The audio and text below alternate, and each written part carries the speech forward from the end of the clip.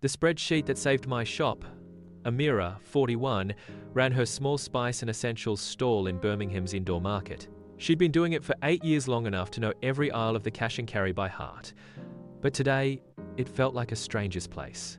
She stood in front of a shelf of sunflower oil. 18.99? She whispered, stunned. Just last month it was 12. A tank bag of flour used to be a casual pickup.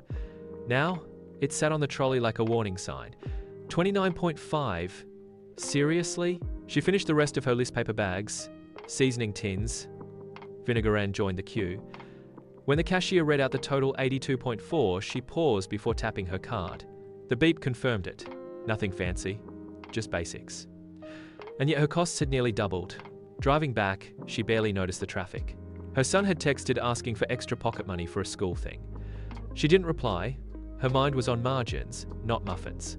At the market, her stall still looked neat rows of spice jars, dried herbs, cooking oil, lined with care.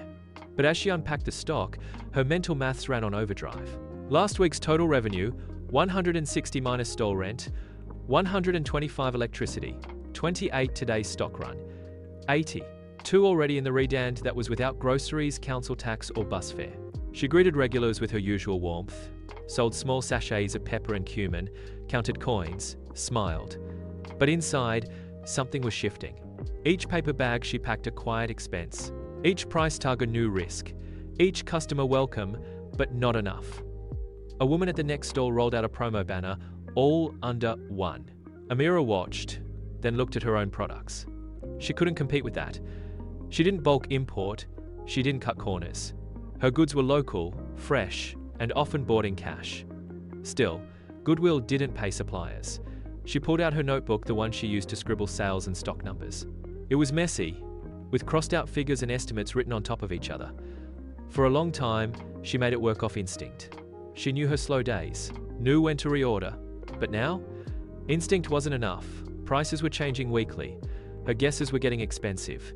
She opened her phone, scrolled past WhatsApp messages and recipe links, tapped Google Sheets.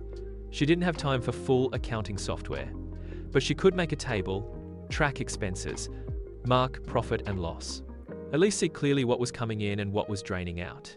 If she couldn't control the prices, she could at least control the plan. She sat down behind her stall, pen in hand, and began. Because in a world where oil cost £19 and flour flirted with £30, guessing was a luxury she could no longer afford. Amira locked up the stall just after 6, her breath fogging slightly in the early evening chill. Her body ached from standing all day. 2 regulars had bought bulk spice refills, but overall, it was a slow Tuesday. Again, she rode the bus home, groceries balanced on her lap, phone clutched but untouched. Her son Malik was already in bed by the time she stepped inside, his school jumper folded over the couch, a note in his handwriting on the table. "Don't forget parents' evening." She smiled faintly, then sat at the dining table with her purse and a receipt bundle. She unzipped her float bag and began counting. 10s, 5s, coins in a plastic takeaway container. It wasn't nothing, but it wasn't enough. She pulled out the receipts from the supplier run, then checked her notes from the stall. Today's takings, £64. Stock cost, £80. Stall rent due in 2 days, £125. Electricity bill, £98, just arrived. Amira rubbed her temples. She wasn't behind on bills yet, but she could feel the drift like walking on wet sand. Every time she made progress, something slid out from underneath. She glanced toward her son's closed bedroom door. He'd asked for new football boots last week. She'd said, "We'll see." The kettle boiled. She didn't pour it. Instead of applying for a short-term loan like she'd done once before, she did something that felt even harder. She walked over to the shelf, pulled out her old laptop, and brought it to the table. The cover was smudged with flour and fingerprints from years ago. It still had a sticker from when she thought of starting a cooking blog. It took a full 2 minutes to boot up. The charger had to be propped at a certain angle, but it worked. She opened Excel. No frills, no fancy formulas, just a fresh sheet. Rows and columns, waiting for her to be honest. She made the first 3 columns date, item, cost. She began typing flour, 29.5 sunflower oil, 18.99 paper bags, 6.3 pepper refills 3, 4.5 chili powder refill, 2.8. Then she added a second sheet: day, sales, float, profit, loss. Something clicked. She wasn't bad with money, she just hadn't had time to look closely. Every minute went to the stall, the suppliers, her son's lunch prep, or the bus ride back home. But here, in rows and cells, was clarity. And clarity was power. She stared at the screen a while longer, sipping now cold tea. There was no miracle on the spreadsheet, but it gave her something loans and guessing games never did: perspective. If she was going to survive this inflation wave, she couldn't just hustle harder, she had to outsmart it. She saved the file as Amira Weekly Balance, XLXS. Tomorrow, she'd update it again. And this time, she'd know exactly where the money was leaking. A week into her spreadsheet habit, Amira sat at her kitchen table again, tea in one hand, laptop in the other. The numbers stared back, brutally honest. She had added 3 new columns to her simple Excel sheet: income, expenses, waste, losses. It wasn't fancy, but it didn't need to be. For the first time, she wasn't just tracking what came in and what went out, she was identifying the holes. And there were plenty. Column by column, she saw it. Decorative packaging: she'd been ordering those matte, pastel paper bags with custom stickers because customers liked them. But when she compared weeks using plain brown bags, sales didn't change. The pretty packaging made her feel professional, but it was eating £18 per week. Gone. Free samples. Just a little extra, she always said, scooping a spoon of dried hibiscus or tossing in a cinnamon stick. Customers smiled. She thought it built loyalty. But now, she saw she was giving away over £6 a day, nearly $180 a month. Old stock. There were 3 types of nutmeg jars still sitting on her shelf. They looked fancy, imported, expensive, and completely unsold. She'd bought them because a supplier had offered a bulk discount, but they were just collecting dust. That was 62 of tied-up cash she needed elsewhere. As she updated the rows, Amira whispered to herself, "So I'm not failing. I'm just not watching."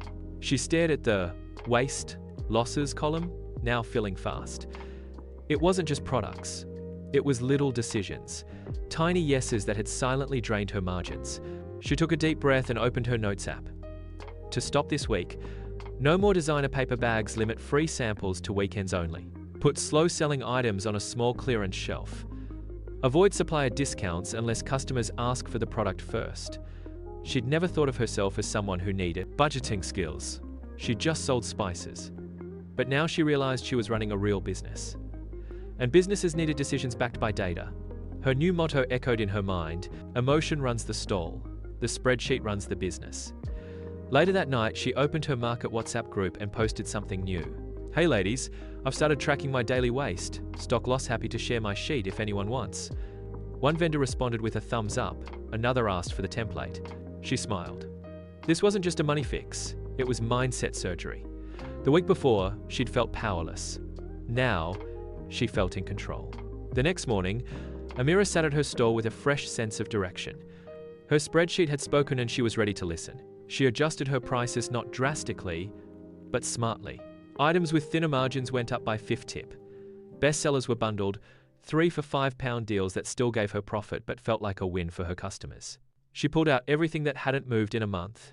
No more wishful stocking, just what people actually wanted. Through her local market WhatsApp group, she found a supplier in Leicester who offered better bulk rates and free delivery on Wednesdays. One call and a few voice notes later, she'd cut $40 a week from her supply cost without compromising quality. She reorganized the shelves leaner, clearer. Products with the highest margins were now front and center. By the end of the week, something interesting happened. A regular Mrs. Lani stopped mid-payment and looked around. "You've tidied up the shop, haven't you?" Amira smiled, trying to keep it simple. Another customer, a student who always bought turmeric and bay leaves, noticed too. "Feels easier to find stuff now." But it wasn't just the stall that was tidier, it was the numbers. Her spreadsheet now had fewer red flags. Waste had dropped. Every pound had a purpose. That night, Amira opened her laptop again and renamed the file. My survival plan, V2. Because it wasn't just about surviving anymore. It was about rebuilding with clarity. And she wasn't done yet. A week after things started looking up, the price of flour jumped. Again, another spike. Another shock. In the past, Amira would have panicked.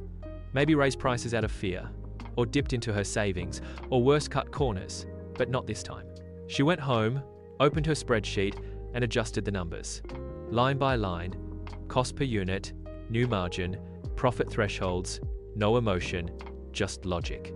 The spreadsheet showed she could hold off a price increase for 2 more weeks if she sold a few more bundles and tightened freebie limits. The next morning, a customer noticed.